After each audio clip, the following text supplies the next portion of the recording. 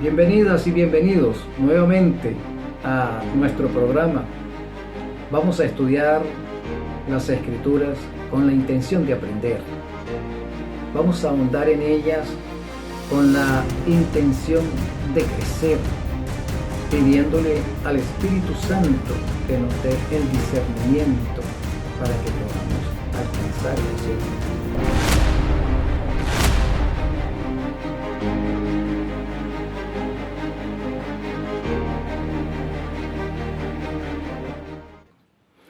Te invito a que oremos. Querido Consolador, toma el control en este momento, Señor. Glorifícate en nuestras vidas. Confirma el pacto en nosotros. Confirma el pacto en toda aquella persona que nos sintoniza. Guarda nuestras familias para la eternidad, Señor. En tu nombre, Jesús, suplicamos y agradecemos estas bendiciones. Amén. Bien, mis amados, quiero compartir con vosotros este tema que me parece muy interesante. Lo he titulado Buenas intenciones pueden conducir a la perdición. Un error de David, un error de Usa. Te invito a buscar allí en el libro de Segunda de Samuel, capítulo 6, versículos del 1 al 11. Allí se nos va a narrar aquel pasaje en que David, el rey David, decide llevar el arca del pacto a Jerusalén. Él siempre tuvo el sentir de tener a Jehová cerca de él. Y estando ya en Jerusalén, establecido en su palacio, él decide que el arca de Jehová debe estar también en la capital del reino, en Jerusalén. Vamos a ver cómo nos lo presenta Samuel en el capítulo 6, versículo del 1 al 11. Vamos a ver cómo nos los narra. Esta misma historia la conseguimos tanto en Samuel como en Crónicas. En las dos historias, o en los dos relatos de esta misma historia, pues hay aspectos que son interesantes que analicemos. Comencemos. David volvió a reunir a todos los escogidos de Israel, los cuales eran 30,000. David decide definitivamente llevar el arca a Jerusalén. Por lo tanto, reunió a todos los escogidos de Israel, a los principales, los cuales eran 30,000. Y se levantó David y partió de Baala de Judá con todo el pueblo que tenía consigo, para hacer pasar de allí el arca de Dios, sobre la cual era invocado el nombre de Jehová de los ejércitos, que mora entre los querubines. Pusieron el arca de Dios sobre un carro nuevo. Es decir, David había mandado hacer un carro nuevo para trasladar allí al arca de Jehová. Y la llevaron de la casa de Abinadab, que estaba en el collado, y Usa y Ahío, hijos de Abinadab, guiaban el carro nuevo. Este Abinadab, en su casa se alojó el arca después de aquella situación en que el pueblo en guerra contra los filisteos pierde el arca del pacto. Los filisteos han secuestrado el arca y la han llevado al templo de Dagón. Recordamos la historia que todas las noches, después que el templo terminaba con sus labores, se cerraba el templo, pero al día siguiente se encontraba al dios Dagón, a la estatua de Dagón, volteada hacia abajo, tirada al suelo delante del arca. Eso sucedió varias veces. De manera que los filisteos deciden entregar el arca. Además de esa situación que le estaba pasando con su Dios, sentir la ofensa de que su Dios sea humillado noche tras noche ante el Dios de los israelitas, porque ellos sabían que esa arca representaba a Jehová. Jehová estaba allí en esa arca. La presencia de Jehová. Su Dios era humillado constantemente por el Dios de los hebreos. Y además de eso, también estaban sufriendo de plagas malignas. Ellos deciden devolver esa arca, deshacerse de ella. Por lo tanto, mandaron a hacer también un carro nuevo, tirado por 2 vacas recién paridas, para asegurarse de que lo que estaba pasando era producto de la venganza del Dios de los hebreos sobre ellos. Vacas paridas, ¿por qué? Porque estas vacas no caminarían si sus becerros no estuviesen con ellas. No se moverían del lugar donde estuviesen sus becerros. Es más, los filisteos decidieron agarrar los becerros de estas 2 vacas y encerrarlos. Si las vacas arrancaban a caminar por el camino donde las iban a colocar, entonces sabrían que era Jehová que los estaba atacando.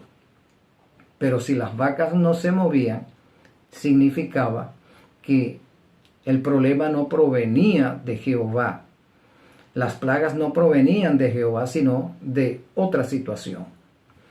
Pero ya conocemos la historia. Las vacas arrancaron a caminar rumbo hacia campamento de los hebreos. Una vez que llega a campamento hebreo, se decide alojar el arca en casa de Abinadab. Abinadab tenía 2 hijos, los cuales se llamaban Usa y Ahío. Allí se alojó por largo tiempo el arca. A David le llegan mensajeros para anunciarle que Abinadab ha sido prosperado desde el momento en que el arca se alojó en su hogar. David le llama la atención esta situación y decide finalmente, motivado por esta noticia, a traer el arca de regreso, no de regreso, sino traerla a la capital del reino. Así que David se prepara, mejor dicho, un carro nuevo donde colocar el arca a fin de trasladarla a Jerusalén. Puso el arca de Dios sobre un carro nuevo y la llevaron de la casa de Abinadab. Y cuando lo llevaban de la casa de Abinadab, que estaba en el collado con el arca de Dios, Ahío iba delante del arca y Usa iba del otro lado del carro.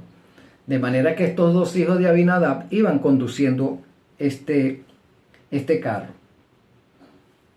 David y toda la casa de Israel danzaban delante de Jehová con toda clase de instrumento de madera, de haya, de arpas, de salterios, de panderos, de flautas y címbalos. Cuando llegaron a la era de Nacón, Usa extendió la mano al arca de Dios y la sostuvo porque los bueyes tropezaban.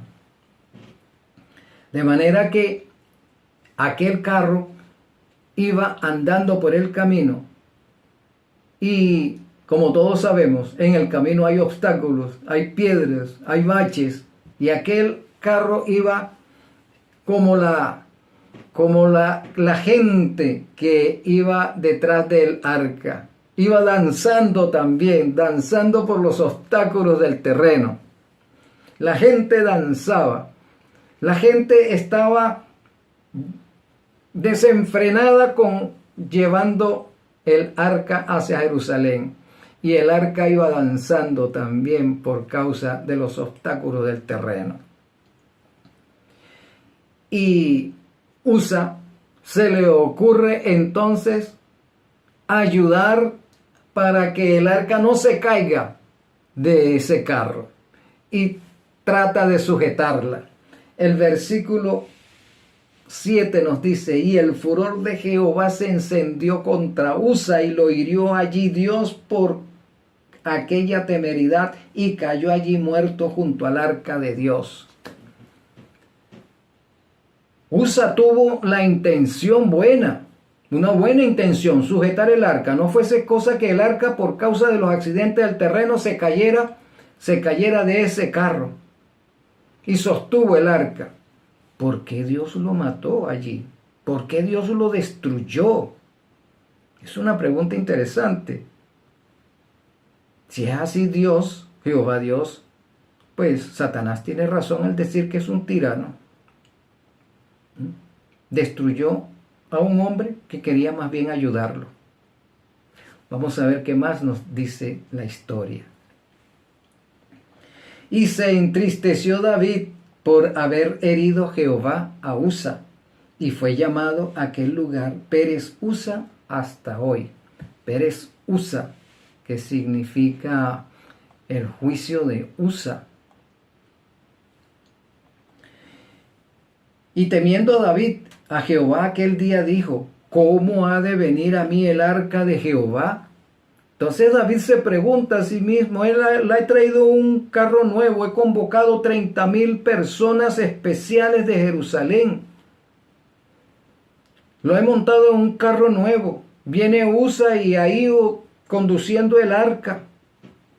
Y he hecho toda esta preparación. Y Jehová se ha airado contra nosotros y ha destruido a Usa. Entonces, ¿qué puedo hacer para traer el arca a Jerusalén? ¿Qué otra cosa puedo hacer? Las preguntas de David, preguntas humanas. Algunas veces nosotros nos preguntamos: yo hago esto en la iglesia, yo predico, yo limpio, yo hago misionera, pero Jehová no se agrada de lo que yo hago. Todo el tiempo hay una recriminación que lo hago mal. Sí, mis amados, así sucede. Yo hago aquí, yo hago allá, yo hago más allá, pero todo lo que hago me dicen que está mal hecho. ¿Qué más puedo hacer para que Dios esté contento? ¿Qué más puedo hacer para garantizarme la entrada al reino de los cielos? Si nada de lo que hago está bien, todo el tiempo es una reprimenda. Vamos a constatar eso a través de la historia sagrada. De modo que David no quiso traer para sí el arca de Jehová a la ciudad de David, y la hizo llevar David a la casa de Obed Edom Geteo. Entonces el arca salió de la casa de Abinadab y finalmente quedó en otra casa, en la casa de Obed Edom, el cual era un heteo, no era israelita, era un heteo. Y estuvo el arca de Jehová en casa de Obed Edom Geteo 3 meses. Y bendijo Jehová a Obed Edom y a toda su casa. ¡Qué ironía! El arca va a ser conducida a Jerusalén de la forma que ya hemos narrado. Y el juicio de Dios cae y destruye a Usa. Mientras el arca estuvo en casa de Usa, o en la casa del padre de Usa, prosperidad para Abinadab. Ahora hay prosperidad en la casa de Obed Edom. Entonces, ¿será que Jehová no quiere que el arca venga a Jerusalén, a la capital del reino, que esté cerca conmigo? Jehová no quiere eso, porque prospera a Abinadab, prosperó a Obed Edom, pero no quiere prosperarme a mí. Preguntas que pudo haberse hecho David y nosotros también. Ahora vamos a comparar esta historia, esta versión con la que está en el libro de Primera de Crónicas en el capítulo 13. Dice así, Primera de Crónicas capítulo 15, versículo del 1 en adelante. Leemos, hizo David también casas para sí en la ciudad de David y arregló un lugar para el arca de Dios y le levantó una tienda. Finalmente David vuelve a intentar traer el arca a Jerusalén. Se entera de que Obed-Edom está siendo prosperado. Bueno, vamos a hacer el intento nuevamente. Pero en este relato encontramos algunos aspectos que David obvió en el primer relato.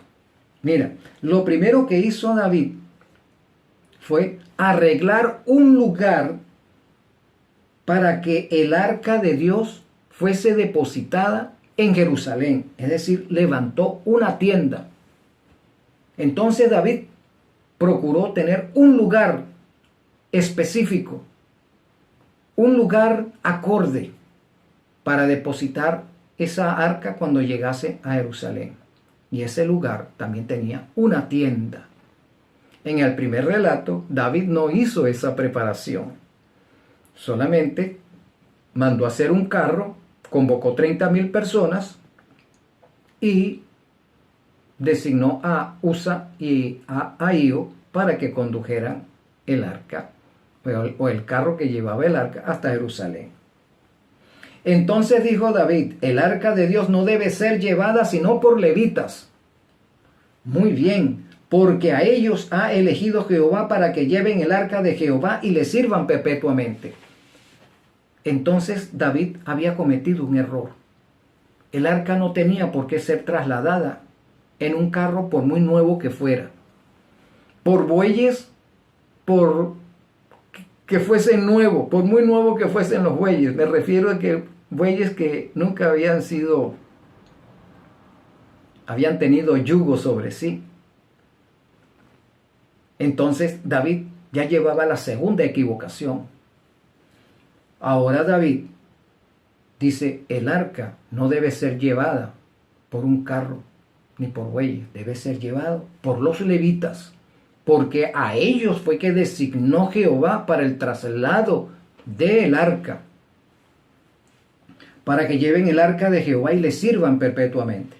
Versículo 3. Y congregó David a todo Israel en Jerusalén para que pasasen el arca de Jehová a su lugar, el cual le había preparado.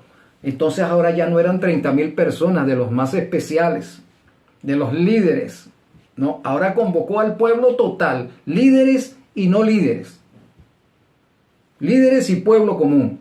Todo el mundo convocado porque todo el pueblo tiene que apersonarse a la presencia de Jehová para llevar el arca que representa la presencia de Jehová a la capital del reino. Así que toda Israel estaba convocada a eso.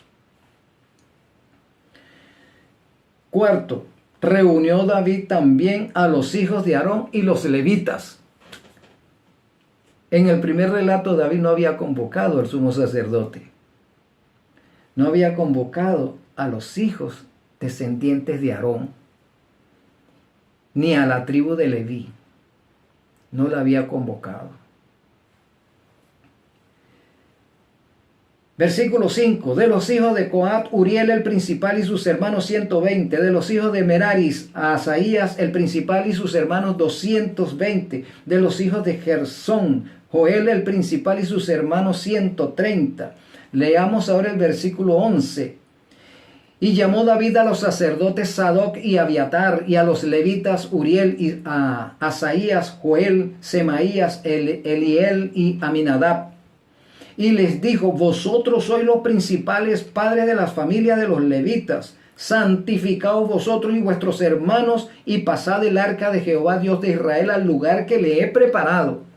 David tampoco había mandado a santificar a aquellos 30. No, ahora mandó a santificar a todo el pueblo. Mandó a purificarse a toda la nación, porque iba a trasladar el arca que representa la presencia de Jehová. No era cualquier ceremonia. No era cualquier traslado. Era la presencia de Jehová que iba a ser trasladada de un lugar a otro. Toda la nación tenía que ser convocada y convocada santificada. ¿Qué podemos nosotros aprender de eso en nuestros días? Cuando vamos a hacer una labor para Jehová, nosotros debemos estar santificados, y santificado significa que debemos estar apartados para uso sagrado. Tú no puedes estar sirviendo a Jehová si tú no te has santificado, si tú no te has garantizado que estás siendo utilizado por el Espíritu Santo para uso sagrado. ¿Cómo nos garantizamos eso? Tú no puedes pasar toda una semana escuchando rock and roll o escuchando vallenato o música X y venir el sábado a querer dirigir un servicio de canto. Tú no puedes hacer eso porque tú no te has santificado en la semana. Tú estás contaminado. Sí. Tú no puedes ir al templo a exponer la palabra, a dirigir cantos o X, algún servicio en la congregación, vestido con la misma ropa con que pasas toda la semana, con tus mismas vestimentas de uso cotidiano. No, tú tienes que ir al templo a dirigir como maestro, como anciano, como diácono, como predicador de turno, ir vestido acorde para esa ceremonia. Y eso lo vamos a ver más tarde en este mismo relato. Tenemos que santificarnos, y santificarnos es, tenemos que estar colocados aparte para uso sagrado. Y eso no lo vamos a hacer solamente el día del culto. Eso lo vamos a hacer toda la semana. Toda la semana estamos trabajando en eso. En nuestra consagración. Limpiando nuestra mente de cualquier tendencia al mal. Limpiando nuestra mente de cualquier gusto profano. De cualquier costumbre que ya el Señor nos ha dicho que tenemos que desalojar de nosotros. Sí, eso es santificarse. Eso es consagrarse.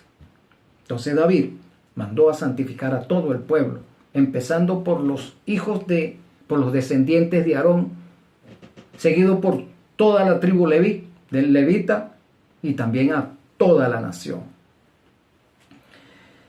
Y fíjate que él mismo reconoce en el versículo 13, pues por no haberlo hecho así vosotros la primera vez, Jehová nuestro Dios nos quebrantó por cuanto no le buscamos según su ordenanza. No le servimos conforme al gusto de él. No hicimos la ceremonia conforme él lo ha ordenado, sino lo quisimos hacer a nuestra manera, a nuestro gusto, a nuestra forma de pensar. Así lo fuimos a hacer. Y aunque el versículo nos dice, por no haberlo hecho vosotros así, no es que David le está echando la culpa a ellos. No, porque ellos no fueron convocados.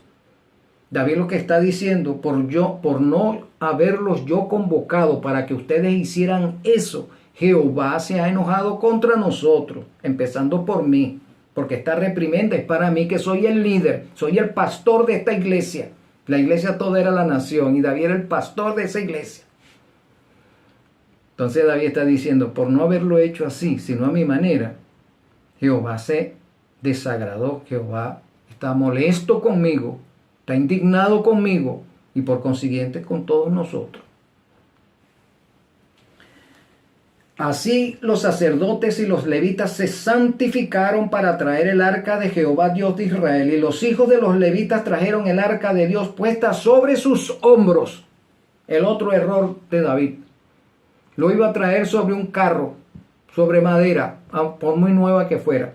Y Jehová Dios había dado estipulaciones al respecto, sobre los hombros de los levitas. Pero es que este Dios es demasiado exigente. Y no va a ser exigente nuestro Dios, nuestro maravilloso Dios, mi amado. No va a ser exigente, si es que Él se lo merece todo.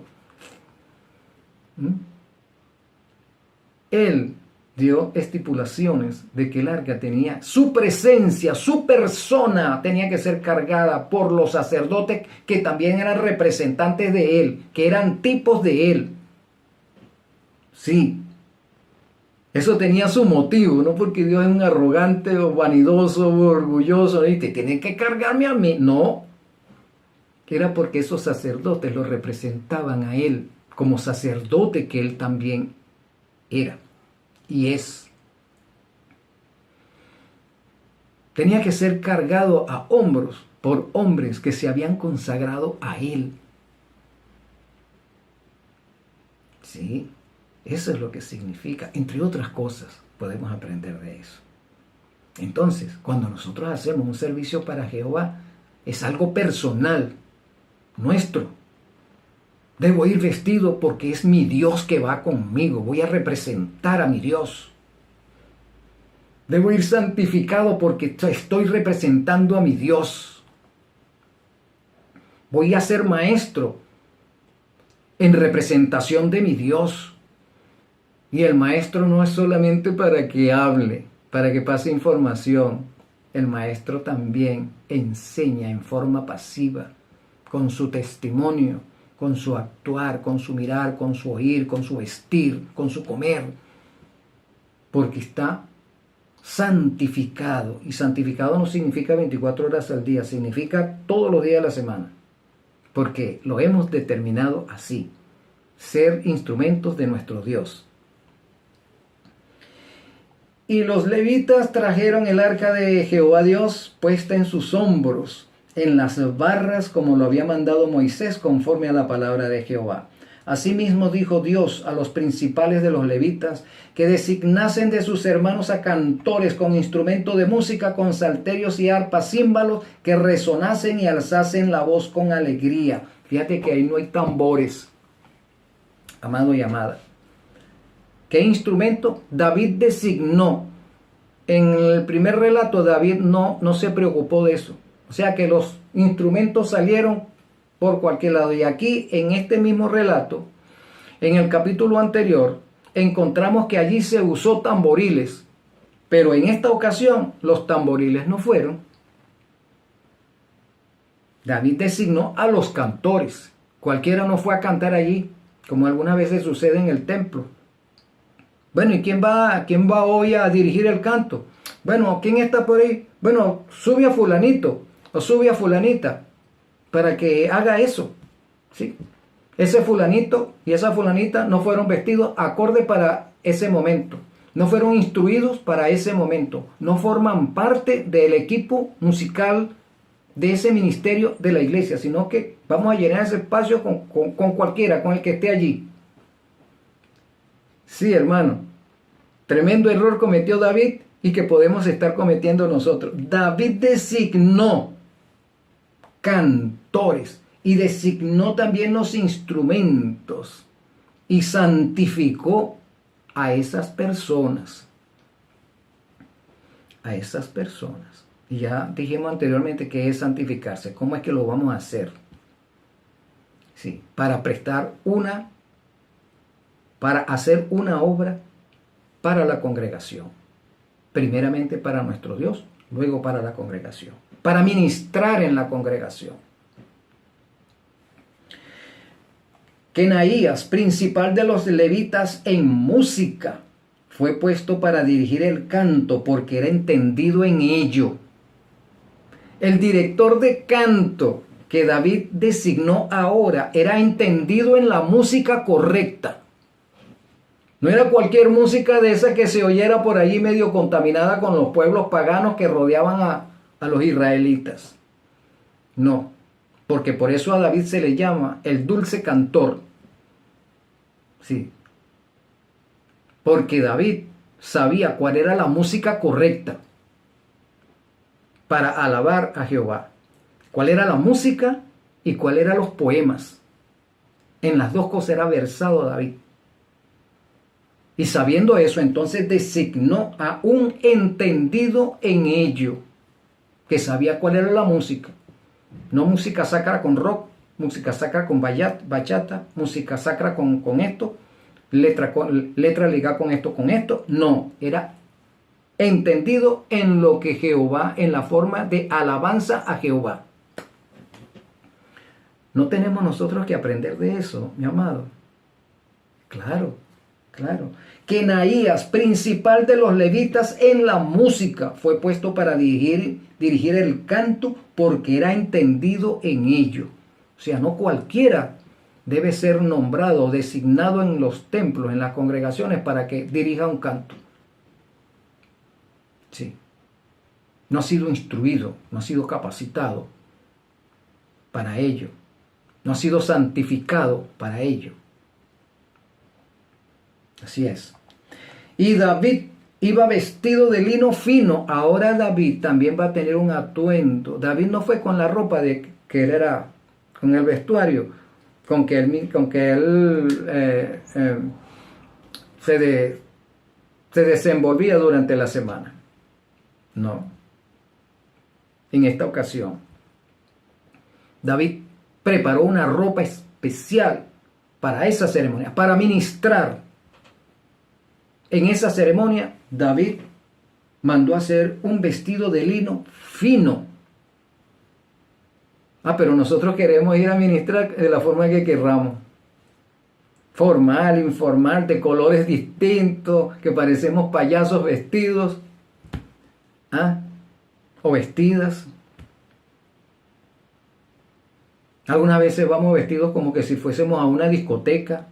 Se nos olvida que somos cristianos, ya no somos seglares, somos cristianos. Los cristianos tenemos una forma correcta de vestir.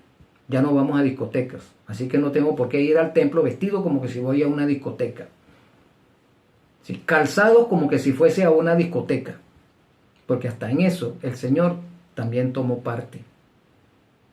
Y me refiero a aquel momento cuando Jehová le dice a Moisés, mira, dile a tu hermano Aarón que cuando venga a mi presencia, venga con interiores. Lo que quiere decir que en la antigüedad no se usaba ropa interior. Hasta en eso Jehová toma cuenta que el sacerdote tenía que usar interiores. Y a partir de allí todos los hombres empezaron a usar interiores. En el pueblo de Jehová. Entonces, ¿cómo es que ahora nosotros vamos al templo como queremos?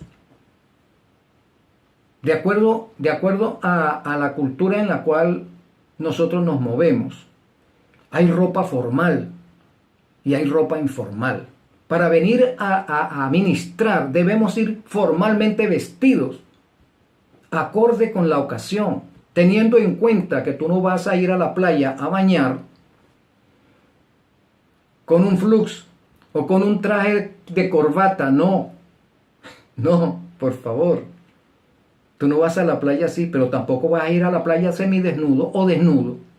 No, porque tú eres un cristiano. Vas a ir a la playa, pero con el vestuario correcto, porque tú eres un representante de Cristo. Tú has dicho que tú eres sacerdote, real sacerdocio. Entonces tú eres representante de Cristo. Cristo va sobre tus hombros. Tú no vas a ir vestido con un tanga, si eres varón, con un tanga a la playa. Porque ¿qué Dios está representando? Y las damas también. ¿Qué Dios está representando?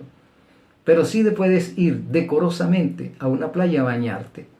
Si tú pides al Espíritu Santo que te dé la sabiduría en ese sentido, te lo va a decir, porque las Sagradas Escrituras nos lo dicen. ¿Cómo es que vamos a ir? Decorosamente, en forma digna, sí, etcétera. Entonces al templo también vamos a ir de forma decorosa. Sin ostentación, dice San Pablo, pero en forma decorosa. Acorde para el momento, porque somos real sacerdocio. Y también todos los levitas que llevaban el arca y asimismo los cantores. Entonces hasta los cantores llevaban un traje de lino fino. Entonces tú no puedes montar a una joven con minifalda algunas veces, o con los hombros descubiertos otras veces, a que dirija un canto en la congregación, o que tenga un especial, y a un joven con pantalones rotos, porque es la moda del mundo. Pero es que ya no es del mundo, él es un sacerdote de la compañía real. Sí, sacerdocio real. Entonces hay que lavarnos esa mentalidad que tenemos en Europa, de que podemos ir al templo como querramos, como nos sintamos bien. Te pregunto, ¿será que Cristo fue semidesnudo al desierto porque hacía mucho calor?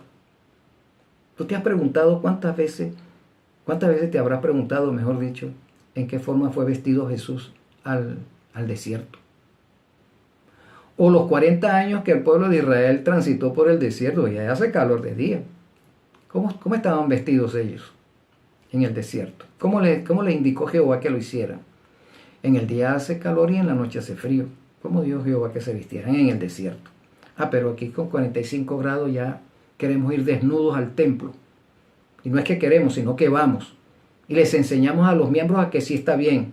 Y a las visitas ya no las, ya que supuestamente estamos estudiando con ellas las escrituras en función de su salvación, entonces tampoco ahora les enseñamos cómo es la forma correcta de ir a la presencia de Jehová.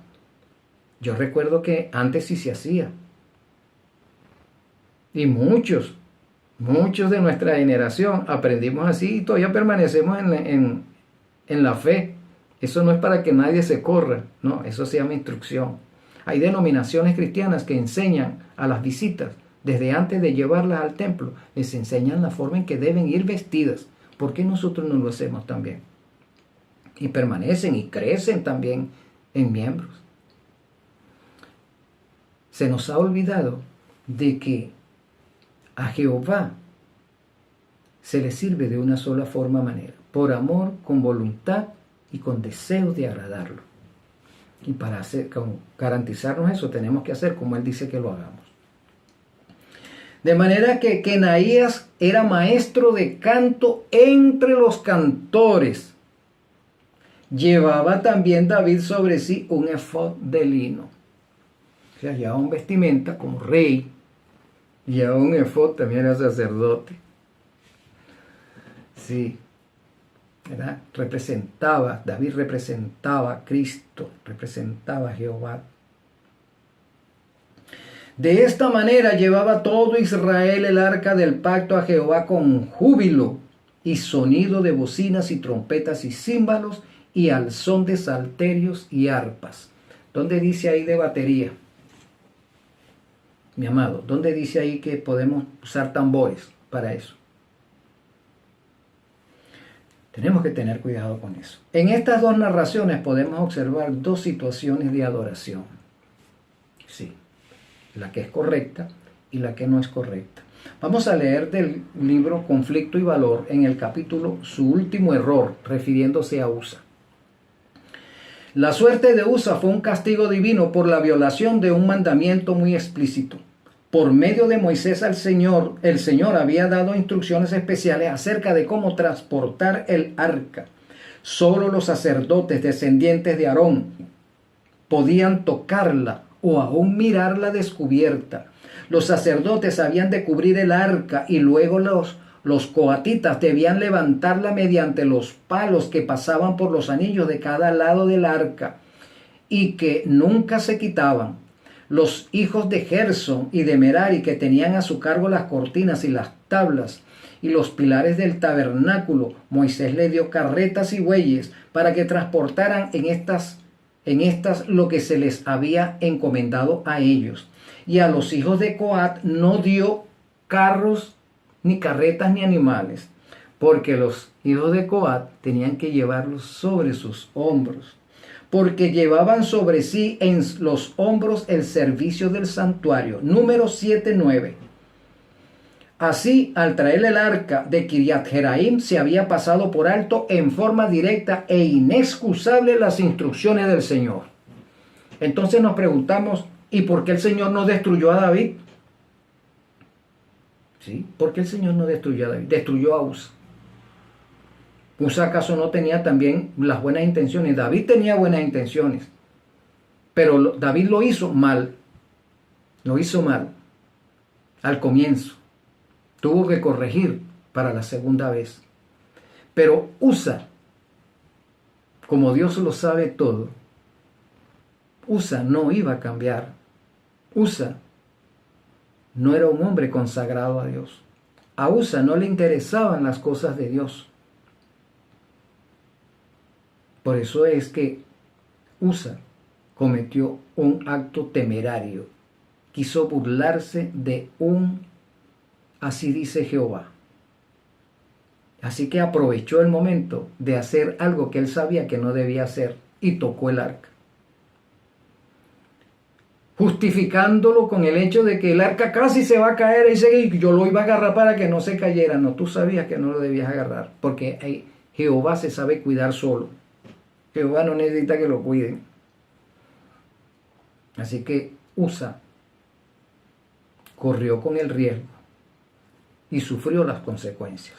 Mis amados, nosotros ya sabemos cómo se adora al Dios verdadero. ¿Por qué queremos correr el riesgo de ser destruidos? No es que Dios es amor, Dios no me va a destruir, no te destruirá en este momento, pero te va a destruir al final, porque esa conducta de rebelión no es nueva en ti o en mí, esa es una conducta de rebelión que ya lo tenemos desde hace tiempo y no la queremos cambiar. Usa tenía el mismo problema, no quería cambiar su forma de pensar, de actuar, de ser, no. Así que Dios derramó su juicio sobre Usa para que los demás supieran acerca de su desagrado. Vamos a ver qué más dice. Los filisteos, que no conocían la ley de Dios, habían puesto el arca sobre una carreta cuando la devolvieron a Israel, y el Señor aceptó el esfuerzo que ellos habían hecho. Pero los israelitas tenían en sus manos una declaración precisa de lo que Dios quería en estos asuntos, y al descuidar estas instrucciones, deshonraron a Dios. Usa incurrió en la culpa mayor de presunción. Al transgredir la ley de Dios, había aminorado su sentido de la santidad de ella, y con sus pecados inconfesos, a pesar de la prohibición divina, había presumido tocar el símbolo de la presencia divina. Dios no puede aceptar una obediencia parcial ni una conducta negligente con respecto a sus mandamientos. Dios no puede aceptar tu ofrenda si no vas vestido adecuado al templo a oficiar un servicio de canto. Por mucho que tú digas que tienes buena intención, Dios no va a aceptar eso. Dios no va a aceptar que tú lleves arbolitos de Navidad y hagas culto de la Navidad en el templo por muchas oraciones que tú hagas en ese momento para que Dios bendiga ese culto. Dios no lo va a aceptar. Dios no lo va a aceptar.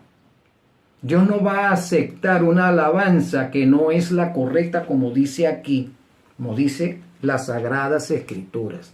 Dios no lo va a aceptar por mucha buena voluntad, entre comillas, que tú digas que tienes. Porque Dios mira el corazón. Sí, Dios sabe que el corazón es perverso, más que todas las cosas, porque en el corazón es donde somos más malos. Así que nosotros no podemos decir, no, Dios mira el corazón, porque en el corazón yo soy bueno. No, Usa era malo en el corazón, bien malo que era, porque su corazón era perverso. Por eso fue destruido. Entonces, por mucha buena intención que digamos tener, no porque haya buena intención, Dios va a aceptar la ofrenda. No. El cordero tenía que ser inmaculado. No podía llevar defecto. Sí. No, pero eso es lo único que yo tengo. Ese cordero que le falta o que no es perfecto, eso es lo que yo tengo. El Señor ya tiene unas estipulaciones para eso. No puedes traer un cordero. Trae un palomino. Algo que cuesta menos. Trae cebada. El Señor ya tiene estipulaciones para cada caso. Entonces, ¿por qué nosotros queremos engañar al Señor con nuestras actitudes equivocadas? Unas por inocencia y otras adrede. Patriarcas y Profetas, páginas 763-765. Vamos a leer ahora en Historia de la Redención, el Arca de Dios y las vicisitudes de Israel. El arca permaneció en casa de Abinadab hasta que David llegó a ser rey. Reunió entonces a todos los hombres escogidos de Israel, 30,000, y fue a buscar el arca de Dios. La colocó sobre un carro nuevo y la trajeron desde la casa de Abinadab. Usa y Ahío, hijos de Abinadab, guiaban el carro. David y toda la casa de Israel tocaban delante del Señor toda clase de instrumentos musicales.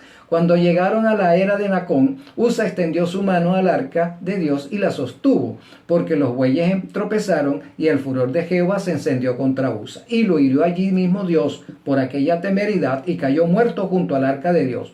Usa estaba enojado con los bueyes. Nota, Usa estaba enojado con los bueyes, porque habían tropezado. Manifestó desconfianza en Dios, como si el que había traído el arca de la tierra de los filisteos no pudiera cuidarla.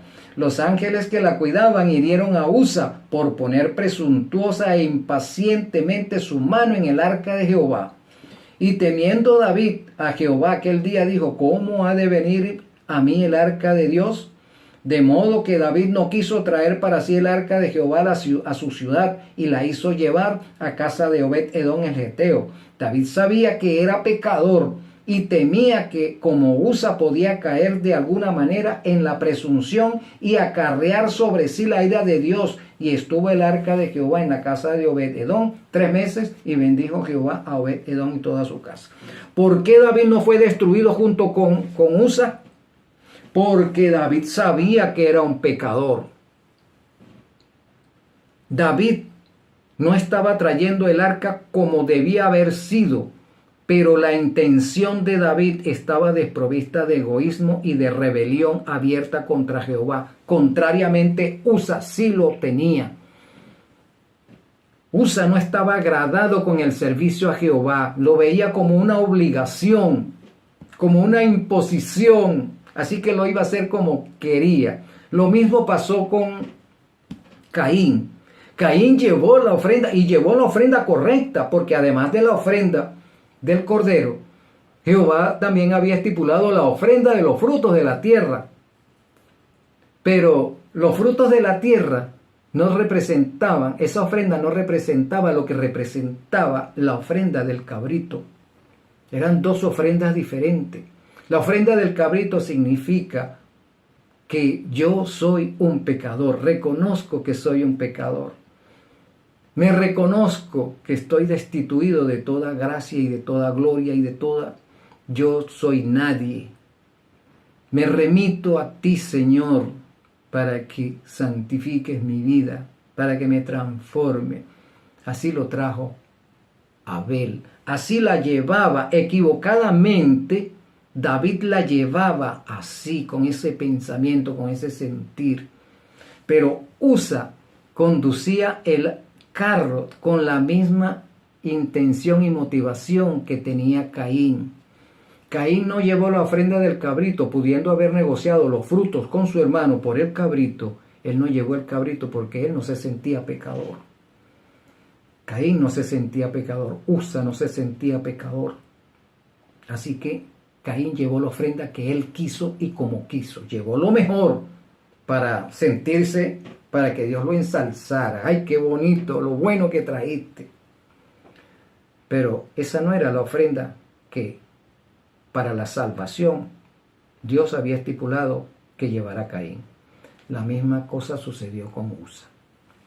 Debemos tener mucho cuidado, mis amados, con la ofrenda que nosotros llevamos, que nosotros queremos llevar a nuestro Dios, porque podemos estar con muchas buenas intenciones, entre comillas, pero la intención, la buena intención, como nosotros la queremos entender y aplicar, no es la voluntad de nuestro Dios. Puede ser que no es la voluntad de nuestro Dios.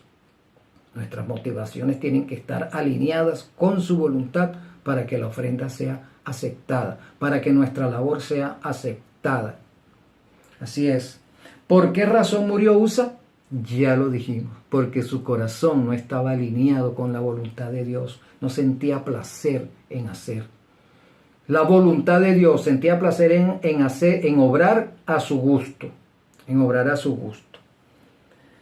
¿Por qué no murió David en lugar de Usa? Porque David, aunque estaba haciendo la labor, la primera incursión de llevar el arca a Jerusalén, lo estaba haciendo equivocado, pero él se sentía pecador. ¿Ves? ¿Tuvo algo que ver David con la muerte de Usa? Sí, David tuvo algo que ver con la muerte de Usa, porque David no hizo el primer traslado como eran las estipulaciones divinas. Así que si él hubiese hecho conforme Dios lo había estipulado, Usa no tenía por qué ir conduciendo ese carro porque ya los sacerdotes designados para eso lo llevarían, ¿verdad? Entonces Usa no habría muerto allí. Tal vez hubiese muerto en otro momento. Por causa de sus rebeliones, Jehová habría ajustado cuentas con él en otro momento. Pero Jehová ajustó cuentas con Usa fue allí, en esa ceremonia. Pero David tuvo culpa. Pero David reconoció su culpa y se arrepintió de ella, ¿verdad? Por eso David no murió allí. ¿Acaso los dos no tuvieron buenas intenciones para con el arca? Los dos tuvieron buenas intenciones. Pero uno no tenía el corazón de Jehová. Usa no tenía el corazón de Jehová. David tenía el corazón de Jehová. Porque David lo había decidido siempre. Vivir para Jehová, agradar a Jehová, ser la ofrenda agradable para Jehová. Y es lo que tú y yo tenemos que garantizarnos, ser la ofrenda agradable a Jehová, haciendo las cosas como Jehová quiere que la hagamos, no para agradarnos a nosotros mismos, no para vanagloriarlos a nosotros mismos, sino como representantes de Cristo, hacer las cosas como Cristo quiere que las hagamos, para la salvación nuestra y la salvación de quienes nos observan. Bien, mi amado, que el Señor te siga bendiciendo y creciendo en la fe. Te mando un abrazo. Dios te guarde.